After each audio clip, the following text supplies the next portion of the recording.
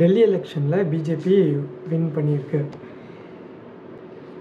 27 ஆண்டுகள் கழித்து பிஜேபி டெல்லியில் வின் பண்ணியிருக்குன்னு லாஸ்ட் 15 இயர்ஸ் அதை ரூல் பண்ணிகிட்டு இருந்தது ஆம் ஆத்மி பார்ட்டி. இந்த ஆம் ஆத்மி பார்ட்டியை பற்றி தெரியறதுக்கு முன்னாடி இந்த ஆம் ஆத்மி பார்ட்டி எப்படி உருவாக்கப்பட்டது அப்படின்னு தெரிஞ்சுக்கணும்.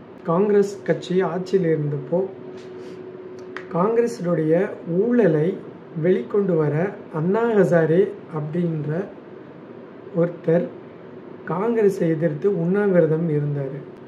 முக்கியமாக காங்கிரஸ் செய்த ஊழலுக்கு எதிராக உண்ணாவிரதம் இருந்தார். இந்த உண்ணாவிரதத்தை ஆதரித்து ஆம் ஆத்மி கட்சி தொடங்கிய அரவிந்த் கெஜ்ரிவால் அவர்களுக்கு அண்ணா ஹசாரே தனது முழுமையான ஆதரவை தந்ததின் பேரில் ஆம் ஆத்மி கட்சி மிக குறுகிய காலத்தில் ஆட்சிக்கு வந்தது டெல்லியில். ஆரம்பத்தில் காங்கிரஸின் எதிர்ப்பு வாக்குகள் தான் ஆம் ஆத்மிக்கு வந்தது. கொஞ்ச நாள் கழித்து இது என்ன பேச ஆரம்பித்தாங்கன்னா, பிஜேபியோட பி டீம் தான் இந்த ஆம் ஆத்மி அப்படின்னும் பேச ஆரம்பித்தாங்க. இப்படி போயிட்டு இருந்த சூழ்நிலையில் ஆம் ஆத்மிக்கு 8 எம்எல்ஏக்கள் தேவை ஆட்சியை தக்க வைக்க அப்படிங்கிற ஒரு சூழ்நிலை வரும்போது காங்கிரஸ் அந்த 8 எம்எல்ஏக்களை கொடுத்து ஆம் ஆத்மியை காப்பாற்றினது. உங்களுக்கு நல்லாவே தெரியும், காங்கிரஸோட யார் கூட்டணி சேர்ந்தாலும் பிஜேபிக்கு பிடிக்காது, கண்டிப்பாக அந்த கட்சியை அழிக்க தான் பார்ப்பாங்க அப்படின்னு. திரு அரவிந்த் கெஜ்ரிவால் அவர்களுடைய கட்சிக்கும் நடந்தது. 2024 நாடாளுமன்ற எலெக்ஷனில் அரவிந்த் கெஜ்ரிவால் அவர்கள் காங்கிரஸோட கூட்டணி வச்சு இந்தியா அப்படின்ற கூட்டணிக்குள் வந்தனால பிஜேபி அரவிந்த் கெஜ்ரிவாலை கைது பண்ணாங்க. இந்த name of liquor case.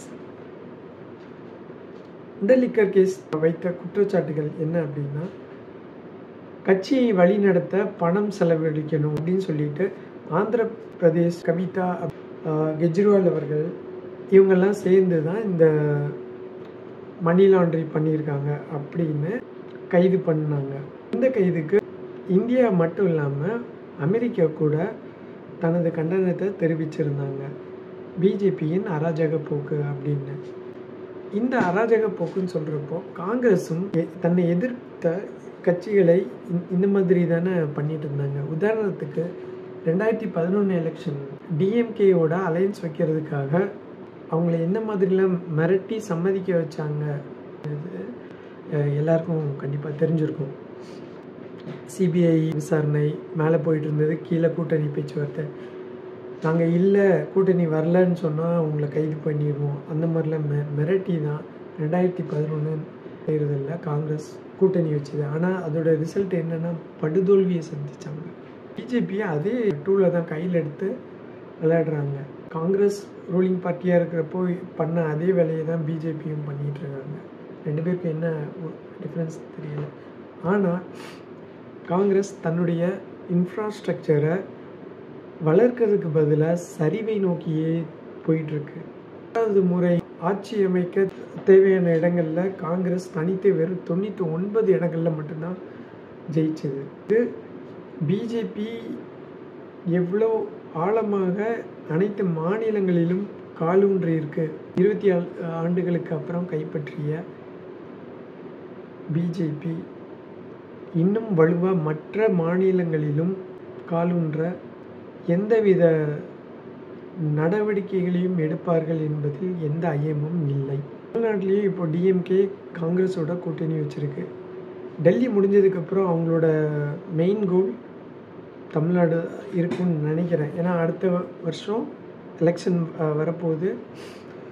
Already ஏடிஎம்கேவை 4 பார்ட்டாக பிரித்து வச்சுட்டாங்க. இன்னும் ரெட்டைலை கேஸை வச்சு ஏடிஎம்கேவை மிரட்டி பிஜேபி கூட அலையன்ஸ் வைக்க ட்ரை பண்ணிகிட்ருக்காங்க. ரீசெண்டாக கூட ஏடிஎம்கேயோட பொதுச் செயலாளர் அப்படின்னு சொல்லப்படுற எடப்பாடி அவர்களுடைய உறவினர் வீட்டில் ரைடு போய் பணியை வைக்கலாம் முயற்சித்திருக்காங்க. எந்தளவுக்கு கை கொடுன்னு தெரியல. எடப்பாடி அவர்கள் பிடிவாதமாக இருக்கார். சோஷியல் மீடியாவில் எல்லோரும் என்ன சொல்கிறாங்கன்னா 2026 தேர்தலுக்காக பணியை வைக்கிறாங்க அப்படின்னு. என்னை பொறுத்த வரைக்கும் ஏடிஎம்கேவை தனியாக நிற்க வச்சு டிஎம்கேக்கு போகிற ஓட்டை ஃபுல்லாக ஏடிஎம்கேவை கவர் பண்ண வச்சுட்டு 2031 இல்லைன்னா 2029 தேர்தலுக்காக ஏடிஎம்கேவுடைய மொத்த வாக்குகளை பிஜேபிக்கு சாதகமாக கொண்டு வர்றதுக்காக ஒரு பிளான் ஒரு எண்ணம் தோணுது. ஏன்னா ஆர்எஸ்எஸ் எதையுமே சும்மா எடுத்துன்னு கொடுத்துன்னு பண்ண மாட்டாங்க. இன்னொரு 10 வருஷம் கழித்து நமக்கு எப்படி இருக்கணும் அப்படிங்கிறத இப்போவேலேருந்தே கட்டமைப்பை உருவாக்குவாங்க.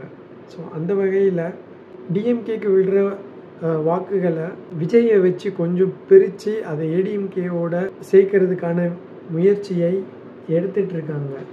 2026 கூட்டணி ஆட்சி தான் இருக்கணும் அப்படின்ற ஒரு நோக்கி செல்கிறாங்க.